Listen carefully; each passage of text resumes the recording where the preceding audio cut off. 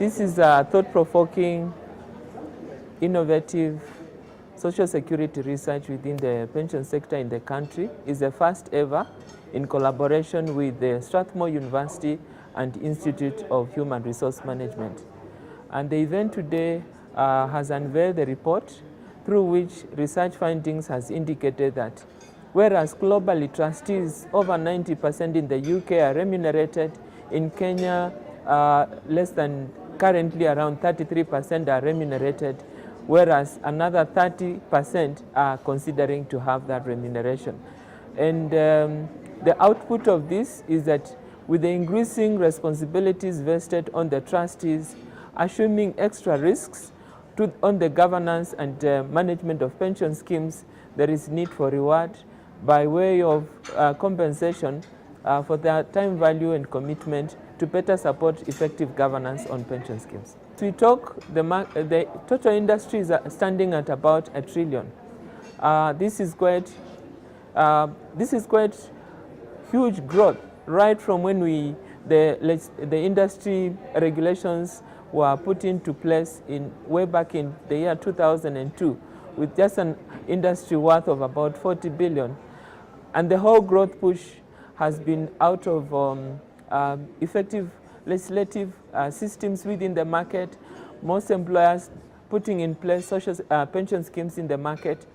But with the growth comes extra responsibilities, extra risks, extra vigilance, and therefore that's the need to have this kind of conversation with a view of equitable benchmarking within the industry and enhance good governance within the pension schemes. When trustees are asking, look, we are paying fund managers, we are paying custodians, we are paying auditors, and we are not being paid, yet we are the one that hold that fiduciary responsibility in the whole governance framework of pension scheme.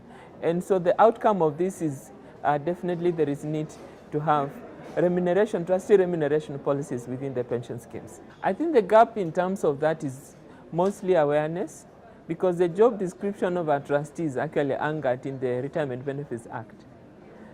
It's clearly provided what are the duties and responsibilities of trustees are. And as the CEO of the RBM mentioned, outgoing, is that most trustees are then not aware of their responsibilities and even the risks that they expose themselves.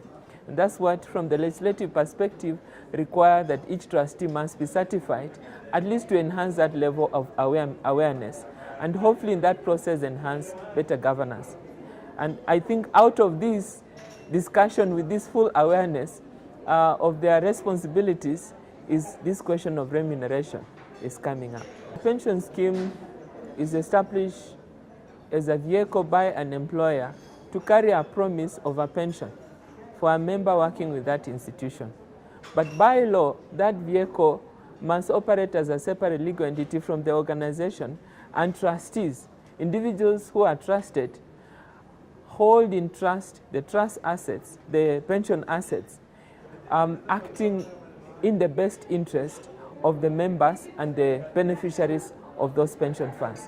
So they have to be held accountable, liable for the various decisions, governance related in relation to realizing that promise for the members of the pension schemes.